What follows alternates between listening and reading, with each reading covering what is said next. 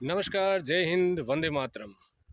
जैसा कि देख सकते हैं दोस्तों, आज मैं हूँ पश्चिमी राजस्थान का बीकानेर ज़िला और बीकानेर ज़िले के अंदर नोखा तहसील के अंदर। साथियों, ये जो रोड है ये जाएगी ओसियाँ और इस तरफ जाएगी ये कोलायत, श्री कोलायत जी। तापमान अभी इस वक्त 47 डिग्री सेल्सियस और ज़बरदस्त लू के थपेड़े चल रहे हैं। साथियों, राजस्थान वैसे भी हमारा गर्म प्रदेश कहा जाता है। भारत के अंदर रेगिस्तान है और मैं इस वक्त खड़ा हूँ, ये आप देख सकते हैं खेजड़ी का वृक्ष। बहुत छोटा सा वृक्ष है खेजड़ी का, लेकिन इतनी शीतल छाया है इस वृक्ष के अंदर। जब इस वृक्ष की जद में हम आते हैं तो ऐसा लगता है जैसे हम कोई ठंडी जगह पर आ गए। वास्तव में आप विश्वास कीजिए, खेजड़ी की छाया बहुत ही शानदार। दोस्तों, ये वृक्ष जो है ये भारत के अंदर पूजा भी जाता है इस वृक्ष को। इसको संस्कृत के अंदर शमीपत्री कहा जाता है। साथियों, शमीपत्री वृक्ष की पूजा की जाती है। हर शुभ मांगलिक कार्य के अंदर इस वृक्ष की जो ये पत्ते हैं छोटे छोटे, ये इस प्रकार के ये पत्ते को यूज़ किया जाता है कोई भी शुभ मांगलिक कार्य करना हो तो।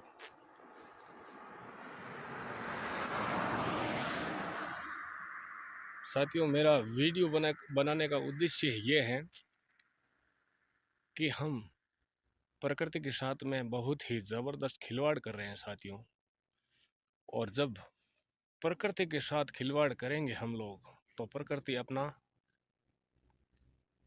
एक दुष्प्रभाव देखने को मिलेगा प्रकृति की तरफ से, और देखने को मिल रहा है। क्योंकि राजस्थान के अंदर अभी टेम्परेचर लगभग 47 डिग्री, कहीं कहीं पर 48 डिग्री, 48 डिग्री सेल्सियस तापमान आ रहा है। और पश्चिमी राजस्थान हमारा जो ये इलाका है, थार का मरुस्थल रेगिस्तानी क्षेत्र है, इस क्षेत्र के अंदर तो टेम्परेचर वैसे भी हाई रहता है, लेकिन इस बार देखने को मिल रहा है टेम्परेचर 48 डिग्री सेल्सियस। तो साथियों, तापमान बढ़ने का जहाँ तक मेरी समझ में है, ज़्यादातर रीज़न यही है कि हम लोग प्रकृति के साथ में ज़बरदस्त खिलवाड़ कर रहे हैं।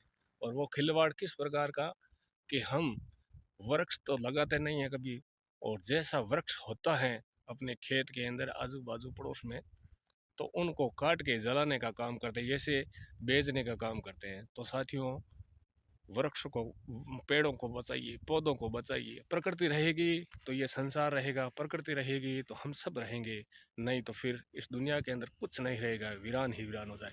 सुनने को मिलता है जहाँ पर वृक्षों को, पौधों की सीमा अधिक है, जैसे हिमालय के अंदर, हिमाचल जैसे पहाड़ी क्षेत्र के अंदर, और भी कहीं जगह पर ज़्यादा वृक्ष होते हैं, वहाँ पर सुनने को मिल रहा है कि आग लगी हुई है वृक्षों के अंदर।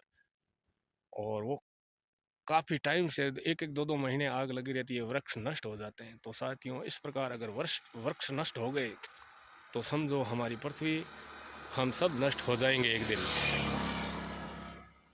मेरा कहना है साथियों, ज़्यादा से ज़्यादा जहाँ तक हो सके वृक्ष लगाइए, पेड़ पौधे लगाइए। और मेरी जितनी भी राज्य की सरकारें हैं और केंद्र सरकार है, उनसे भी गुजारिश है कि देश की जनता को जागरूक कीजिए और कुछ न कुछ ऐसा कानून बनाइए जिससे ये हमारी प्रकृति और हमारा पर्यावरण बच सके। साथियों, मैं एक बात और कहना चाहता हूँ आपको। हमारे यहाँ पर एक संप्रदाय है, बिश्नोई संप्रदाय, जिनके गुरु जी हुए थे गुरु जम्बेश्वर भगवान, जिन्होंने इस संप्रदाय की स्थापना की थी।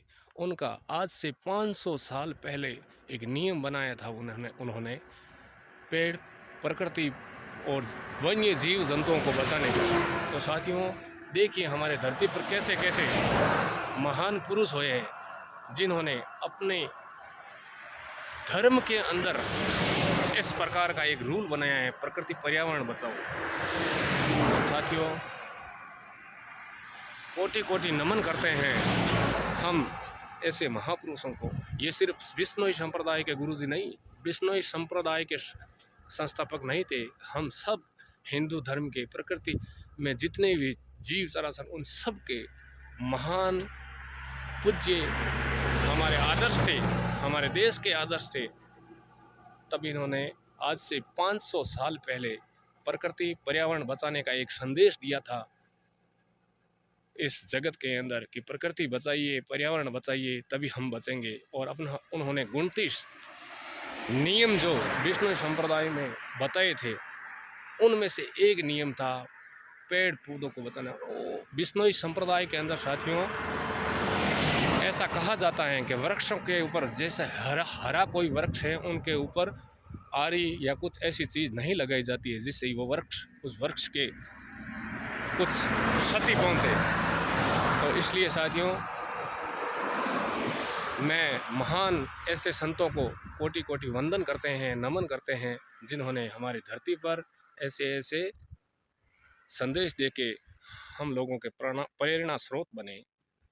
एक बार फिर समस्त राजस्थान वासियों, भारतवासियों से नम्र निवेदन है, वृक्ष बचाइए, पेड़ पौधे बचाइए।